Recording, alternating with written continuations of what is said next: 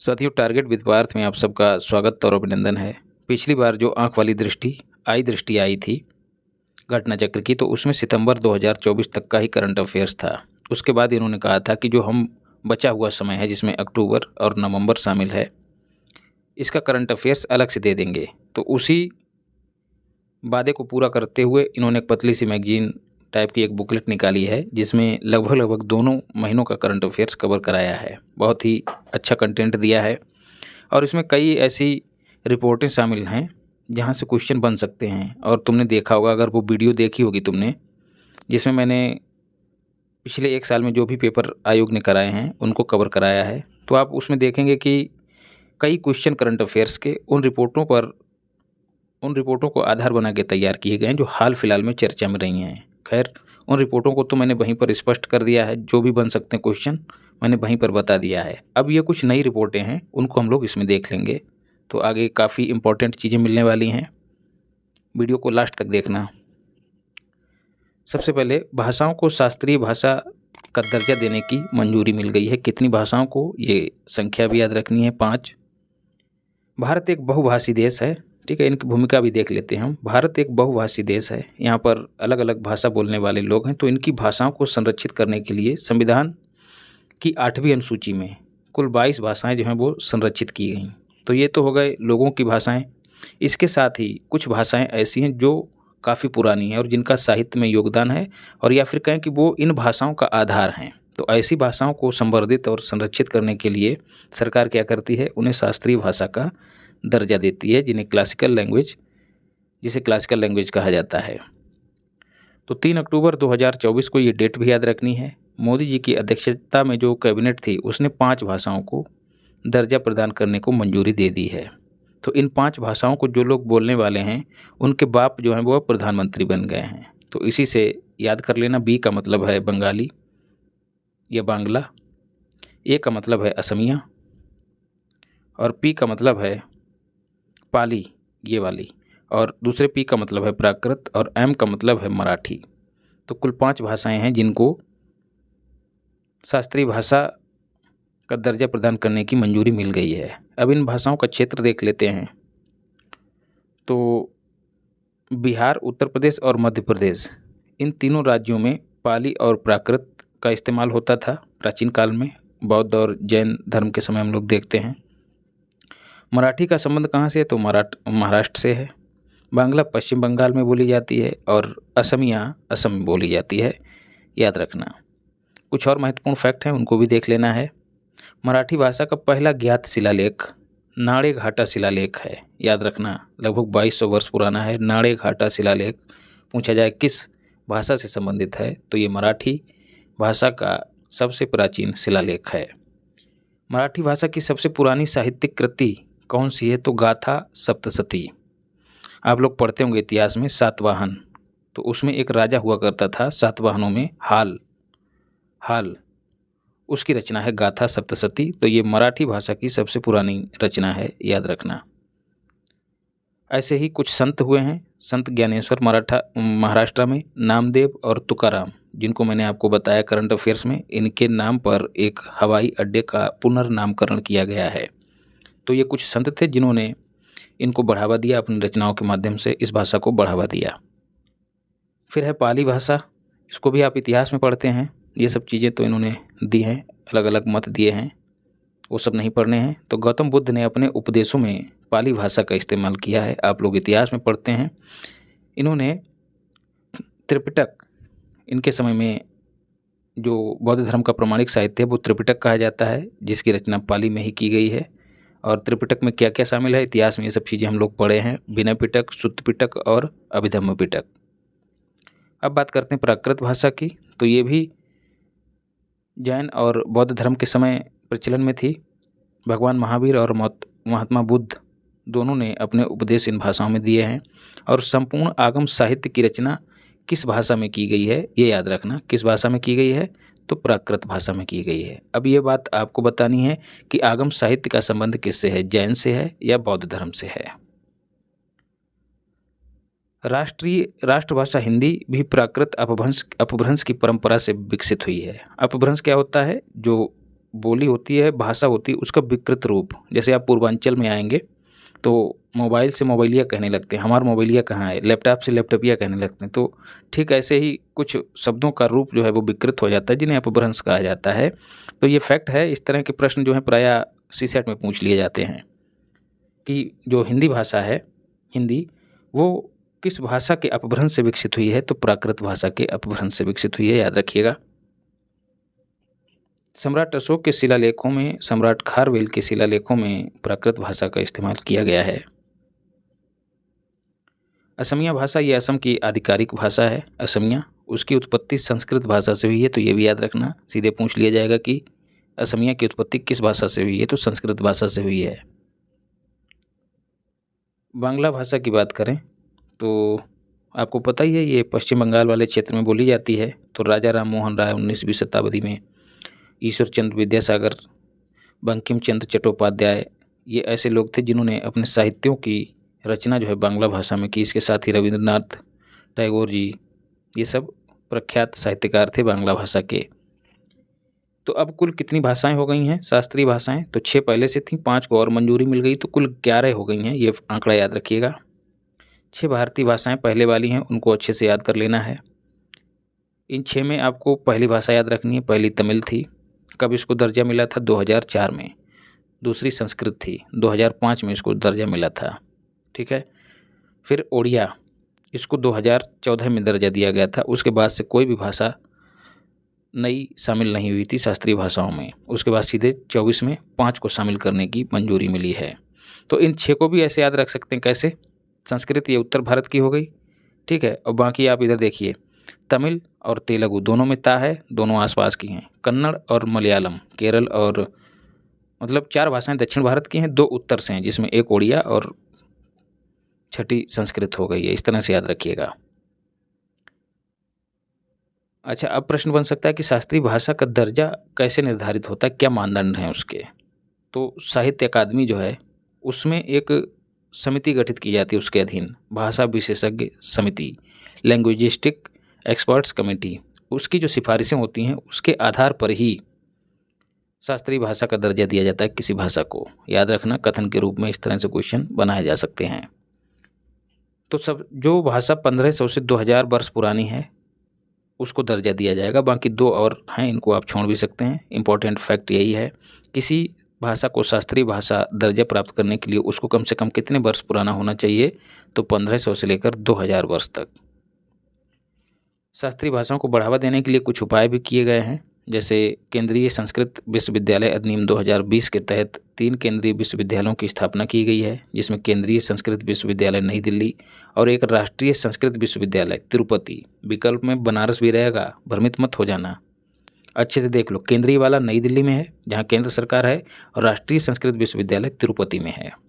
लाल बहादुर शास्त्री वाला भी कहाँ है? नई दिल्ली में ही है। ऐसे जोड़ के याद रखना। इसके अलावा तमिल भाषा के विकास के लिए चेन्नई में केंद्रीय शास्त्रीय तमिल संस्थान की स्थापना की गई है। और जो अगला मोस्ट इंपॉर्टेंट फैक्ट है, वो आपको याद रखना है कि भारतीय भाषा संस्थान की स्थापना कहाँ की गई है?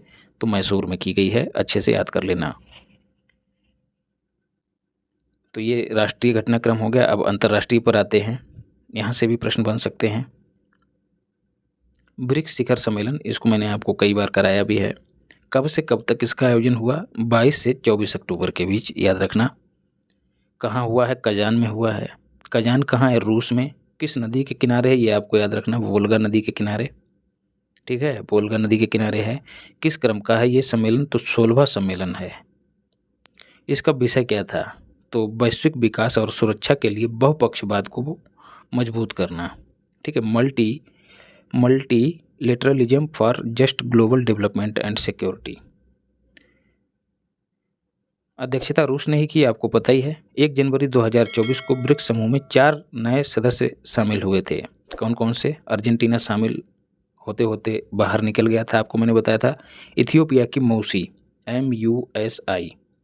M का मतलब मिस्र, U का मतलब UAE, S का मतलब सऊदी अरब और I का मतलब ईरान, और इथियोपिया तो है ही है। तो मिस्र, इथियोपिया, ईरान और सऊदी अरब, ठीक है, और संयुक्त अरब अमीरात, ये 5 थे। लेकिन सऊदी अरब ने जो है निमंत्रण स्वीकार नहीं किया था, तो वो शामिल होने से रहेगा। ये एक नया फैक्ट है जो कई मैगजीनों में नहीं बताया गया है, इन्होंने बताया है, याद कर लेना।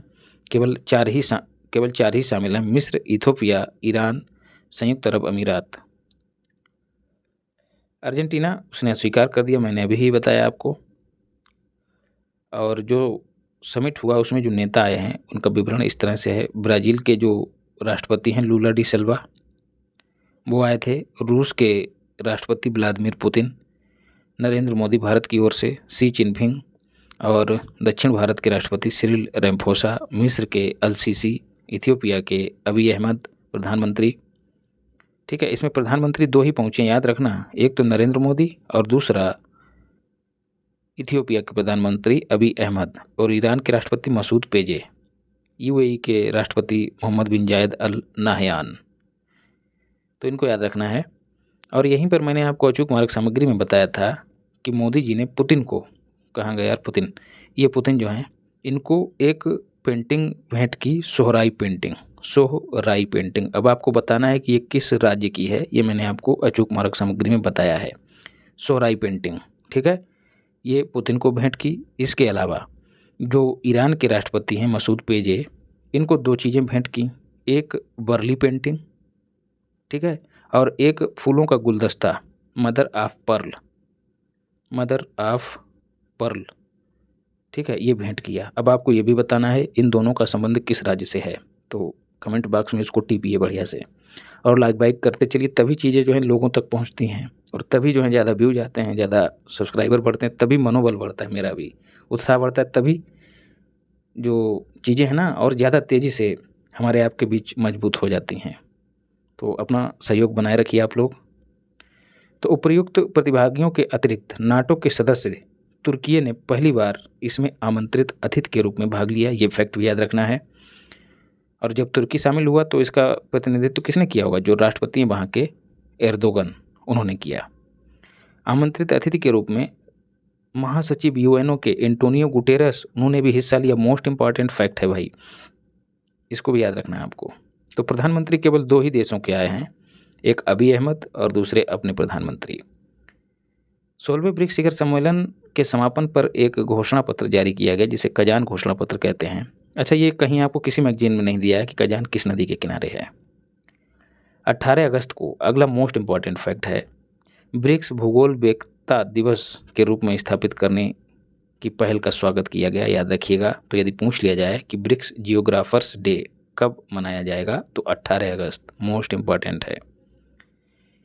ये एक वार्षिक पेशेवर अवकाश है जो ब्रिक्स देशों में ही होगा, याद रखना, 18 अगस्त भूगोल वेदता दिवस। इसके साथ ही भागीदार देश नामक एक नई श्रेणी की स्थापना की गई। ठीक है, भागीदार देश ब्रिक्स समूह के पूर्ण सदस्य नहीं होंगे। ठीक है, ये केवल और केवल एक तरह से ऑब्जर्वर हैं।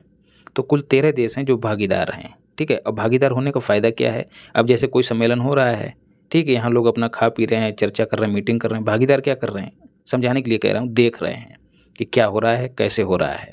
तो आगे जब भी इनमें से कोई देश आगे बढ़ेगा कि हमें भैया मेंबर बना लो, तो उनको प्राथमिकता में रखा जाएगा, बजाय उसके जो भागीदार नहीं है। ठीक है, तो याद रखना, भागीदार देशों में पाकिस्तान नहीं है। ठीक है, ये फैक्ट अच्छे से याद कर लेना। 13 देश कौन कौन से हैं, एक तो अल्जीरिया हो गया है, अफ्रीकी देश, ठीक, दूसरा युगांडा हो गया है, और तीसरा नाइजीरिया। तो 3 देश अफ्रीका से हो गए हैं, और 2 तान हो गए हैं, पाकिस्तान नहीं है, याद रखना। एक तो कजाकिस्तान और दूसरा उज्बेकिस्तान। पाकिस्तान नहीं है, ना ही अफ़गानिस्तान है। फिर क्यूबा को विशेष रूप से याद रखना। ठीक है, तुर्की तो अभी मैंने बता ही दिया है, ये नाटो का सदस्य है तुर्की, इसलिए इम्पॉर्टेंट है। बेलारूस तो अपने जहन में डाल लेना। वियतनाम भी है। 2025 में ब्रिक्स की अध्यक्षता ब्राज़ील द्वारा की जाएगी। ठीक है, अब कई होशियार लोग जो हैं वो कहेंगे कि इसकी जो अध्यक्षता है वो इस ऑर्डर पर होती है, पहले ब्राज़ील, फिर रूस, फिर इंडिया, फिर चाइना। तो होशियार लोग कहेंगे कि अभी रूस में भी है तो अब इंडिया में होनी चाहिए, लेकिन नहीं, इस बार वाली 16वें वाले अधिवेशन सम्मेलन की ही अध्यक्षता ब्राज़ील में होने को थी, लेकिन वहाँ पर G20 समिट हो गया। इस वजह से ब्राज़ील ने कह दिया कि भैया हमारे बस की बात नहीं है, ये आप करा लीजिए। तो रूस ने कराया। तो भले ही ब्राज़ील रूस से पहले है, लेकिन अगला जो समिट है वो यहीं पर आयोजित होगा 2025 में, याद रखना। 17वां ब्रिक्स शिखर सम्मेलन भी ब्राज़ील में ही होगा, ये मैंने बता ही दिया है। भारत ने क्या क्या महत्वपूर्ण काम किए वहाँ पर जाकर, तो प्रधानमंत्री ने भारत का प्रतिनिधित्व किया। दम्मू रवि जो है भारत के शेरपा थे, ये नाम भी याद रखना। और विदेश मंत्री एस जयशंकर तो रहेंगे ही रहेंगे, ये फैक्ट भी याद रखना। ब्रिक्स की बात करें तो ये इंटर गवर्नमेंटल ऑर्गेनाइजेशन है। पूर्ण सदस्य के रूप में कुल 9 शामिल हैं, ठीक है।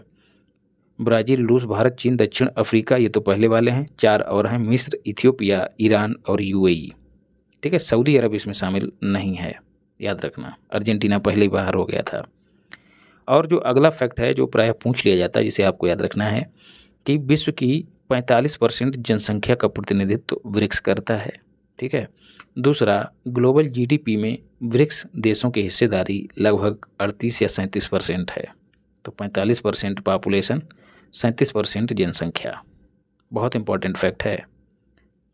अब नोबेल पुरस्कारों को देख लेते हैं। आपको पता है नोबेल फाउंडेशन के द्वारा ये दिए जाते हैं, 1901 से दिए जाते हैं। अर्थशास्त्र का नोबेल पुरस्कार स्वेरिजिस रिक्सबैंक, जो कि स्वीडन का केंद्रीय बैंक है, उसने इनकी स्थापना की थी 1968 में। लेकिन अर्थशास्त्र का पहला नोबेल कब दिया गया था? पहला नोबेल 1969 में दिया गया था 2 लोगों को। अब अर्थशास्त्र का नोबेल देखते हैं। 14 अक्टूबर को दिया गया। कुल 3 अर्थशास्त्रियों को दिया। मैं आपको बताता हूँ। मोगलू के 2 बेटे हैं, सन 2 सन है, कौन से? एक जॉनसन और दूसरा रॉबिन्सन, और मोगलू तो हो ही गए। तो मोगलू के 2 सन हैं, उनको दिया गया है। काहे के लिए दिया गया है? जो इंस्टीट्यूशंस हैं उनके गठन और आर्थिक समृद्धि पर उनके प्रभाव पर इन्होंने शोध किया है। जैसे संस्थाएं होती हैं ना, जैसे भारत में ही संस्थाएं हैं, विभिन्न आयोग हैं, ये सब हैं। कहा है कि कैसे ये इकोनॉमिक जो ग्रोथ है उसको प्रभावित करते हैं, इस पर इन्होंने शोध किया है। मोगलू और रॉबिन्सन, ठीक है, इन्होंने मोगलू ने अपने बेटों के साथ पुस्तकों की भी रचना की है। तो मोगलू ने रॉबिन्सन के साथ 2-3 पुस्तकें लिखी हैं, उनमें से आपको 2 याद रखनी है, वाई नेशंस फेल और दूसरा है नैरो कॉरिडोर।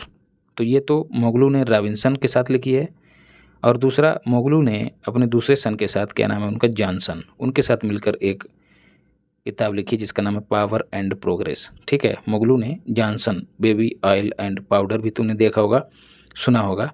वो क्या करता है? बच्चे की प्रोग्रेस करता है, ठीक है। मैं उसकी प्रोग्रेस की बात नहीं करता, सुंदरता की प्रोग्रेस, ऐसा लोग मानते हैं, इसलिए उसको तवज्जो देते हैं।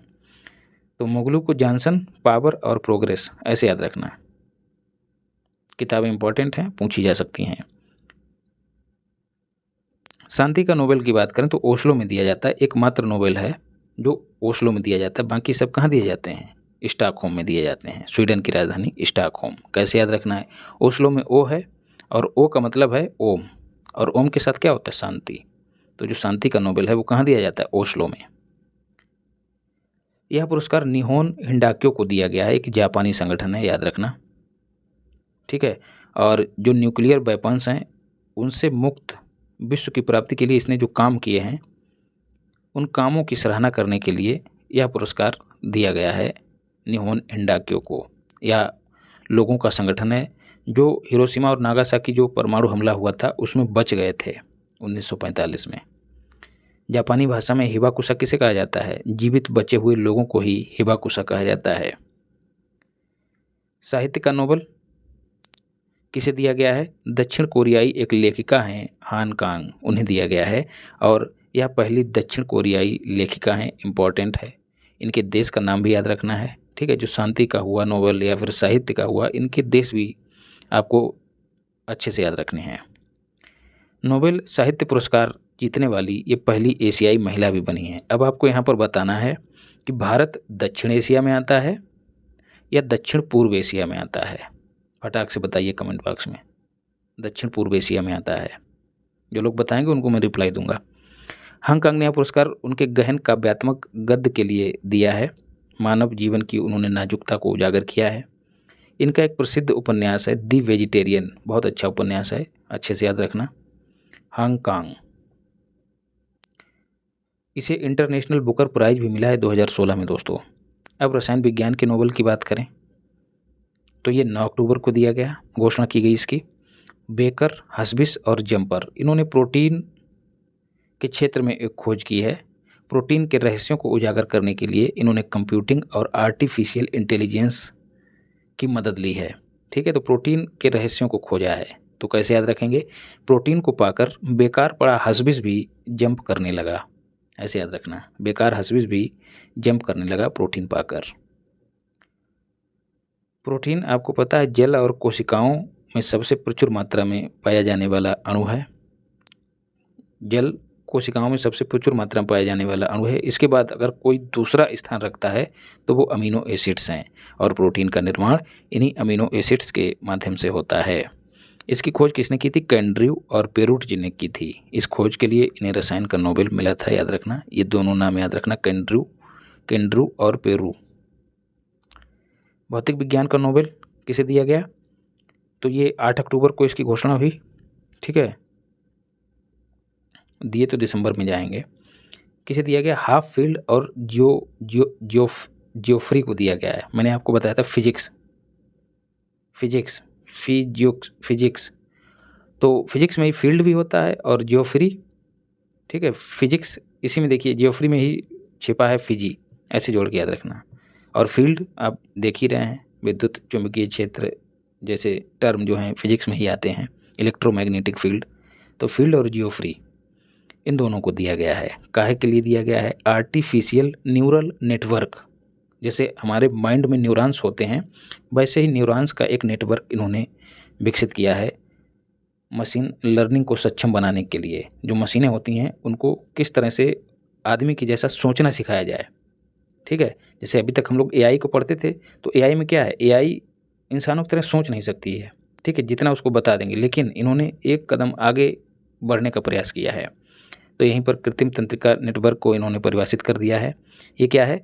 कंप्यूटर को सीखने में और मानव के समान निर्णय लेने के लिए उसे सक्षम बनाना, ये एक उपाय है, याद रखना। अब ट्यूरिंग अवार्ड की बात करते हैं, तो ये किसे मिला है? जियोफ्री को, जो भौतिकी का नोबेल पाए हैं, उन्हें ट्यूरिंग अवार्ड मिला है 2018 में। तो बस इतना याद रखना कि नोबेल प्राइज इन कंप्यूटिंग इसे कहा जाता है। तो कंप्यूटिंग का नोबेल किसे कहा जाता है? ट्यूरिंग अवार्ड को। चिकित्सा का नोबेल 7 अक्टूबर को देने की घोषणा की गई। दोनों वैज्ञानिक अमेरिका के हैं। Embryo Gary. ठीक है, गैरी मतलब गोरा, एम्ब्रियो मतलब भ्रूण का प्रारंभिक चरण। ठीक है, जब निषेचन हो जाता है, भ्रूण बच्चा होता है, तो उसी को एम्ब्रियो कहा जाता है। आप लोग साइंस में पढ़ते भी हैं। तो जो गोरा एम्ब्रियो है उसे किसी चिकित्सा की आवश्यकता नहीं है, वो सब ठीक ठाक है, वो ठीक है। तो इन्हें माइक्रो आरएनए की खोज के लिए चिकित्सा का नोबेल देने की घोषणा की है, याद रखिएगा। अच्छा, अब ये क्रम भी आपको याद रखना है। तो सबसे पहले हमारा जीवन किससे संबंधित है? बायोलॉजी से। तो सबसे पहले घोषणा बायोलॉजी की हुई। फिर हम लोग पढ़ते हैं फिजिक्स। फिजिक्स के बाद प्रायः आम बोलचाल की भाषा में क्या आता है? केमिस्ट्री। पीसीएम होता है ना, पीसीएम फिजिक्स केमिस्ट्री मैथ। तो यह पी जो है बायो से रिप्लेस कर दीजिएगा। तो बायोलॉजी, फिजिक्स और केमिस्ट्री, और अंत में है अर्थशास्त्र, याद रखिएगा। तो यदि आपसे क्रम भी पूछ ले तो भ्रमित मत होइएगा, अच्छे से कर दीजिएगा। वैश्विक बहुआयामी गरीबी सूचकांक 2024, इसको मैंने अलग से भी कराया है। इसका विकास 2010 में किया गया। किसके द्वारा? Oxford poverty and human development initiative और इसके साथ यूएनडीपी, इन दोनों ने किया है। SDG 1 जो गरीबी उन्मूलन से संबंधित है, उसकी प्रगति को मापा जाता है इसके जरिए, याद रखिएगा। MPI multi dimensional poverty index 17 अक्टूबर को जारी किया गया यूएनडीपी और ओफी के द्वारा। इसका विषय क्या है? याद रखना, संघर्ष के मध्य गरीबी। ठीक है, जो देश संघर्षरत हैं, परस्पर लड़ रहे हैं, उनमें गरीबी का आलम क्या है, ये इसका केंद्रीय विषय है। कुल 112 देशों पर रिसर्च किया गया और कहा गया कि इन देशों के 1.1 बिलियन लोग जो हैं गंभीर बहुआयामी गरीबी से ग्रस्त हैं, याद रखिएगा। और कहा गया है कि वैश्विक स्तर पर लगभग 28% बच्चे गरीबी की स्थिति में निवास कर रहे हैं। और कहा गया है कि ये जो 1.1 बिलियन है ना पूरे विश्व में, उनमें से 48% उप सहारा अफ्रीकी क्षेत्र में निवास करते हैं, 35% जो हैं दक्षिण एशिया में निवास करते हैं। फिर से बताइए कि भारत किस में आता है? दक्षिण एशिया में कि दक्षिण पूर्व एशिया में? और कहा गया है रिपोर्ट में कि जो संघर्ष से प्रभावित देश हैं, उनमें जो गरीबी है, जो MPI है, मल्टी पॉवर्टी है, वो सामान्य देशों की तुलना में 3 गुना ज़्यादा है भैया, 3 गुना ज़्यादा।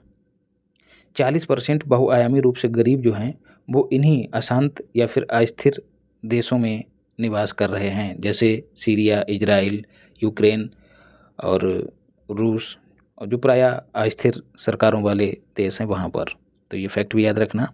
और यहाँ पर इन्होंने गरीबों की सर्वाधिक संख्या वाले शीर्ष देश दिए हैं, जिसमें भारत पहले स्थान पे है। ठीक है, 234 मिलियन, जो अभी ऊपर बात हुई ना 1.1 बिलियन, उसमें से 234 मिलियन जो हैं वो भारत से हैं, याद रखिएगा, ये आंकड़ा भी याद रखना, 234 मिलियन। दूसरा स्थान पाकिस्तान का है, तीसरा इथियोपिया का है, 3 ही याद कर लीजिएगा। ये जो 5 देश हैं, कहा है कि जो 1.1 बिलियन है उनमें से आधी जनसंख्या जो है इन्हीं में निवास करती है, लगभग 48% इन्हीं देशों में निवास करती है। वैश्विक बहुआयामी गरीबी सूचकांक की रचना 3 आधारों पर की जाती है और 10 संकेतक होते हैं। 3 आधार कौन कौन से हैं? एक तो स्वास्थ्य हो गया, दूसरा शिक्षा और तीसरा जीवन स्तर, माफ़ कीजिएगा। तो इनमें क्या क्या है? पोषण हो गया है, बाल मृत्यु दर हो गया है, शिक्षा के वर्ष हो गया है। तो आपको विशेष रूप से याद क्या रखना है, एक तो पेयजल भी इसी में शामिल है, गरीबी में ही। ठीक है, जिनको पेयजल नहीं मिल पा रहा है वो भी गरीब हैं, जो स्वच्छता का पालन नहीं कर पा रहे हैं वो भी गरीब हैं, विद्युत नहीं मिल पा रही है वो भी गरीब हैं, और घर नहीं मिल पा रहा है वो भी गरीब हैं। तो जो बेसिक चीज़ें हैं उन्हीं को इसमें शामिल किया गया है। भारत की स्थिति, भारत ने बहुआयामी गरीबी में कमी लाने में उल्लेखनीय सफलता हासिल की है। और जो MPI है, मल्टी पॉवर्टी इंडेक्स, उसका जो मूल्य है जो 2005-06 में हुआ करता था वो घटकर अब कितना हो गया? 0.069 हो गया है। आपको ये वाला याद रखना है, कितना था पहले? 0.283 था, उससे घटकर अब कितना हो गया? 0.069, ये याद रखना है। तो इसका मतलब भारत काम कर रहा है।